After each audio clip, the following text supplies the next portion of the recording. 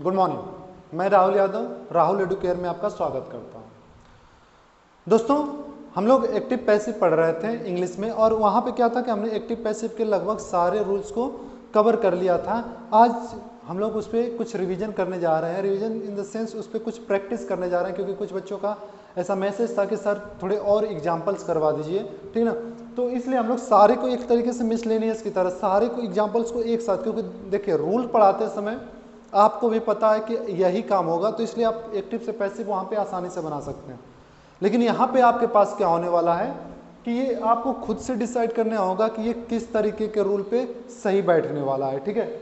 जैसे शुरू अगर हम लोग किया जाए तो सीता लव सावित्री, ठीक है। अब यहाँ पे अगर आप देखो तो नॉर्मली एक असर्टिव सेंटेंस दिख रहा है जो कि किसका है, प्रेजेंट इंडेफिनिट का है, लव्स ऐसा लगा हुआ है ना। तो प्रेजेंट इंडेफिनिट के लिए हम लोग क्या करते हैं, इज एम आर लगाते हैं पैसिव बनाते समय, ठीक है। सेम फॉर्मेट लगाइए और इसको सॉल्व कर लीजिए। तो यहाँ पे सावित्री के बाद क्या हो जाएगा, इसको सावित्री को आप सब्जेक्ट बनाएंगे, यानी कि हो जाएगा सावित्री, है ना, सावित्री। उसके बाद यहाँ पे क्या लगेंगे, इज लगेगा, क्योंकि प्रेजेंट इंडेफिनिट और प्रेजेंट इंडेफिनिट में इज एम आर लगता है, क्योंकि Savitri is your singular subject, therefore you will use is, right. Then Savitri is loved by Sita,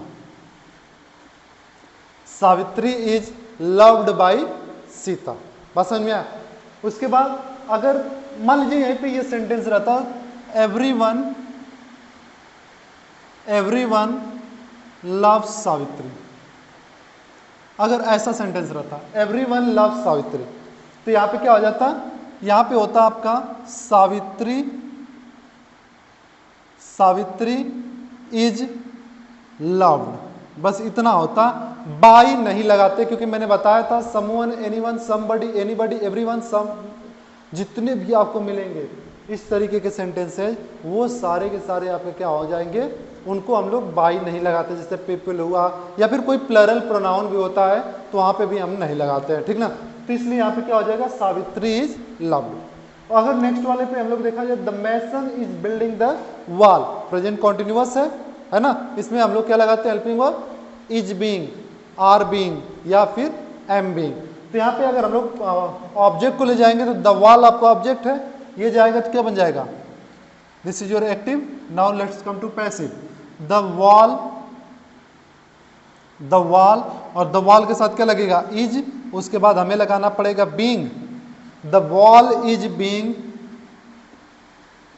built, third form क्या होगा बिल्ड का, बिल्ट बाय द मैसन, या फिर नॉर्मली आप छोड़ सकते हैं, क्योंकि वॉल है, बिल्डिंग है, कुछ भी बनाने का काम तो मैसन ही करेगा, ठीक है। तो ये चीजें अंडरस्टूड है। मैंने बताया था ना कि वो सारे सब्जेक्ट जो कि जिसके लिए जाने जाते हैं अगर वही काम कर रहे हैं, जैसे मैंने बताया था पुलिस जो होता है वो अरेस्ट कर रहा है, पुजारी जो होता है वो पूजा कर रहा है, टीचर जो होते हैं वो क्या करते हैं, पढ़ा रहे होंगे, स्टूडेंट जो हैं वो पढ़ रहे होंगे।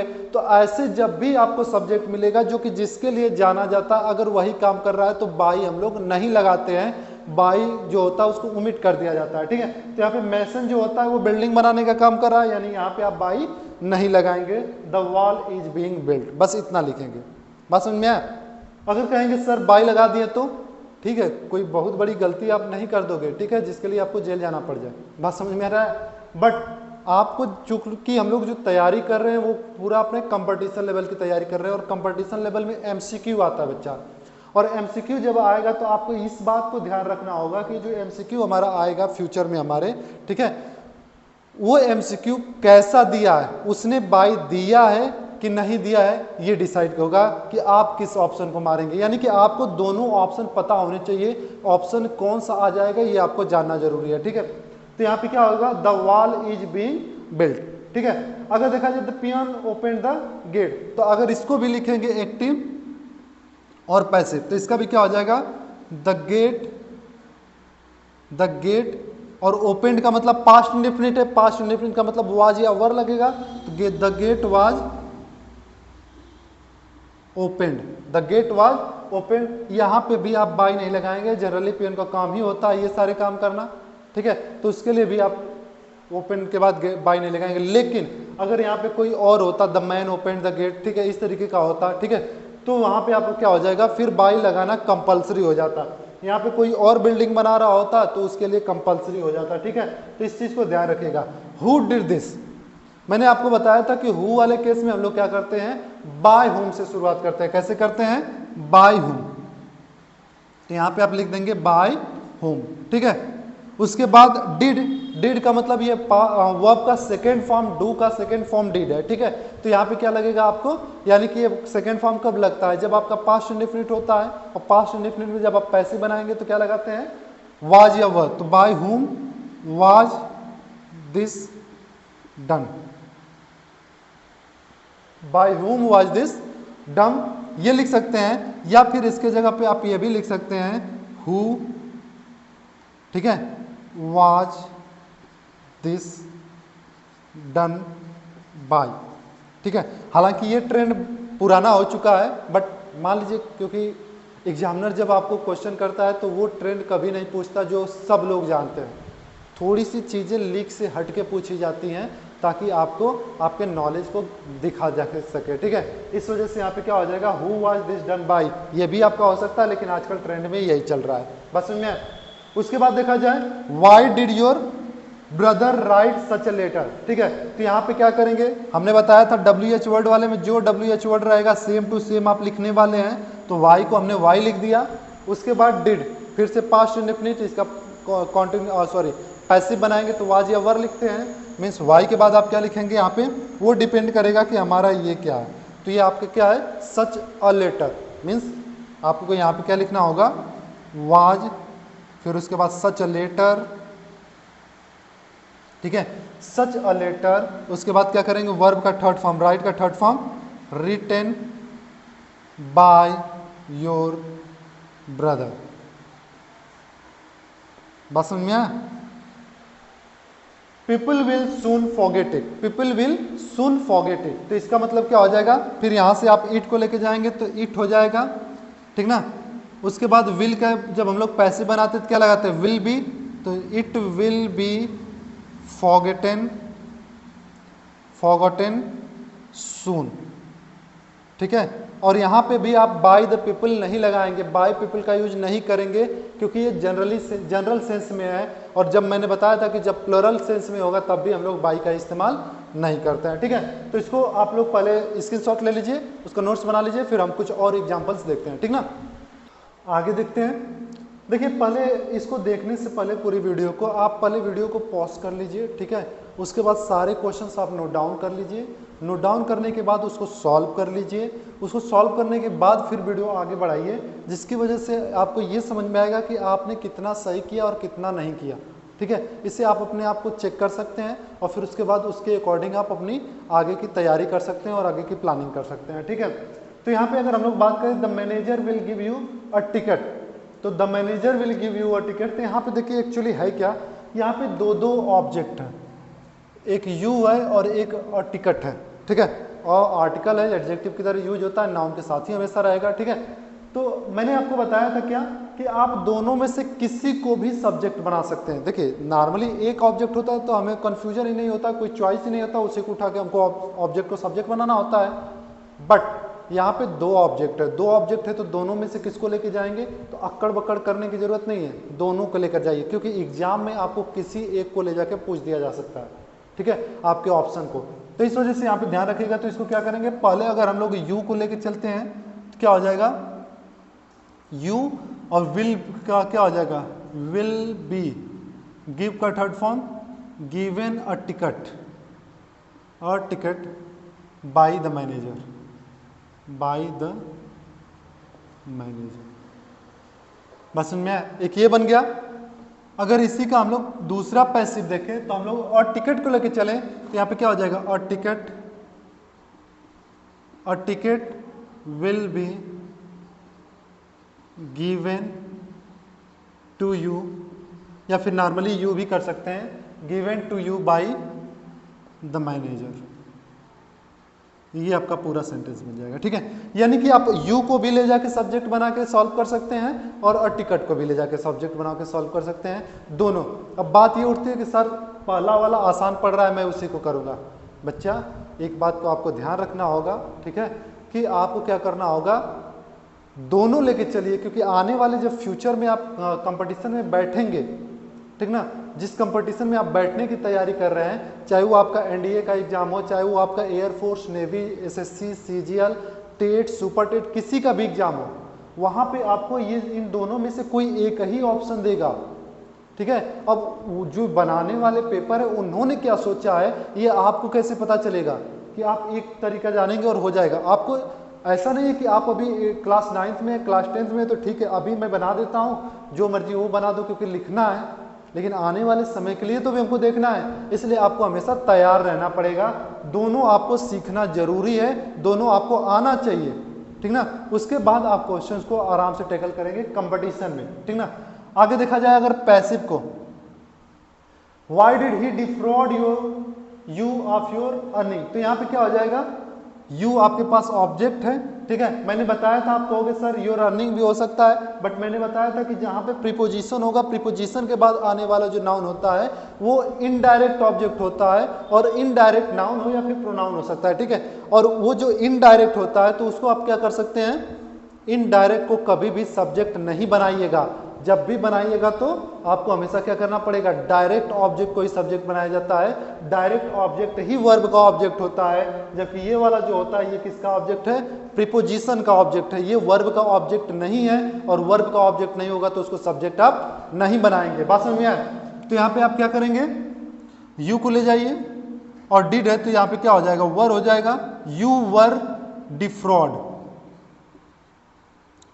डिफ्रॉड का थर्ड फॉर्म भी डिफ्रॉड ही होता है, ठीक है।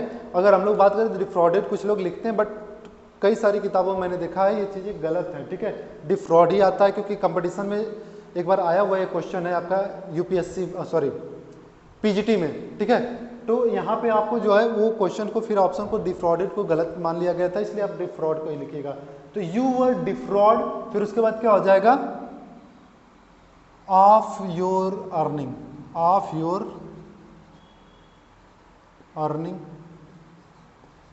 बाय हिम, ठीक है। ये आपका कब बनता, जब आपका असर्टिव सेंटेंस होता, तो you were defrauded of your earning by him. लेकिन आपके पास क्या है, आपके पास यहाँ पे इंट्रोगेटिव सेंटेंस है, ठीक है। तो आप क्या करेंगे, बस यहीं पे चेंजिंग करिएगा, इसको बस वाई को वाई ही रहने दीजिएगा, और यहाँ पे वर पहले आ जाएगा और यू बाद में आ जाएगा, बस फर्क इतना होगा।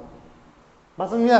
तो अगर आपको असर्टिव भी मिलता है, कभी कभी ऐसे कर देता है, क्वेश्चन आपको एग्जाम में देता है, आप कंपटीशन लेवल के क्वेश्चन उठा के देखिएगा, उसमें देगा इंट्रोगेटिव सेंटेंस और कहेगा कि इसका असर्टिव का पैसिव बनाइए, इसके पॉजिटिव का पैसिव बनाइए, इसके निगेटिव का पैसिव बनाइए, ठीक है। तो ऐसे केस में आपको ध्यान रखना पड़ेगा, इंट्रोगेटिव भी दे तो उसको असर्टिव निगेटिव कैसे बना सकते हैं, वो सारे प्रोसेस आपके पास होने चाहिए, ठीक है। क्योंकि आने वाले क्वेश्चन में कुछ भी हो सकता है, ठीक है। तो आपको हमेशा जिस लेवल पे क्वेश्चन आते हैं, बच्चे जनरली क्या करते हैं, पिछली कंपटीशन का पेपर उठाएंगे, अच्छा उसमें ऐसे ऐसे क्वेश्चन दिया था, उसी के अकॉर्डिंग वो तैयारी करेंगे, बट ऐसा मत कीजिएगा, ठीक है। आपको जिस लेवल पे क्वेश्चन दे रहा है उससे 2 लेवल ऊपर चल के चलना पड़ेगा कम से कम, तब जाके आप कंपटीशन को अच्छे ढंग से टैकल कर पाएंगे, ठीक है ना। आगे देखा जाए, one can not gather grapes, तो यहाँ पे क्या आपके पास ऑब्जेक्ट है, ग्रैप्स, तो यहाँ पे पैसिव हो जाएगा ग्रैप्स, ठीक है। कैन का कैन ही रहेगा, नॉट होगा, और उसके बाद मैंने बताया था मॉडल में हमेशा क्या जोड़ता है, बी जोड़ता है, ग्रैप्स कैन नॉट बी, और गैदर का थर्ड फॉर्म गैदर्ड, बस वन नहीं लगेगा, फिर से वन आ जाए, पीपल आ जाए, ठीक है, या फिर वो आ जाए जो कि उसी काम के लिए जाना जाता है, या फिर someone, anyone, somebody, anybody, everyone, someone, जो कुछ भी आपको मिलने वाला है, ठीक है, वो सारा का सारा आपको बाई नहीं लगाया जाता ना। तो यहाँ पे क्या हो जाएगा, grapes can not be gathered, ठीक है।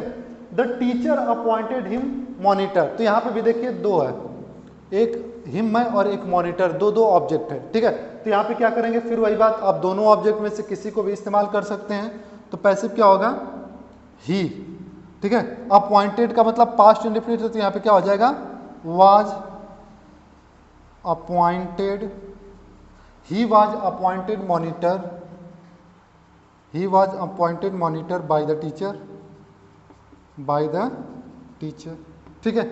या फिर अगर आप इसको मॉनिटर को ले जाओगे तो क्या हो जाएगा, monitor was appointed to him by the teacher. Monitor was appointed to him by the teacher, ठीक है, उसे मॉनिटर की उपाधि दी गई, इसका मतलब ये होता है, ठीक है। तो यहाँ पे मॉनिटर एक तरीके से उपाधि की तरह है, ठीक ना। कुछ लोग कुछ किताबों में आप देखेंगे तो इसको कहेगा कि नहीं बनाया जाता, बट ऑप्शन में कंपटीशन के आया हुआ ये ऑप्शन है, ठीक है, और ये करेक्ट ऑप्शन होते हैं क्योंकि आयोग ने इसी चीज़ को माना हुआ है। तो जो एग्जाम में आ रहा है, जिसको आयोग मान रहा है, हमें उस पर ज़्यादा फोकस करना चाहिए, ठीक है ना। We use video for teaching the student, ठीक है।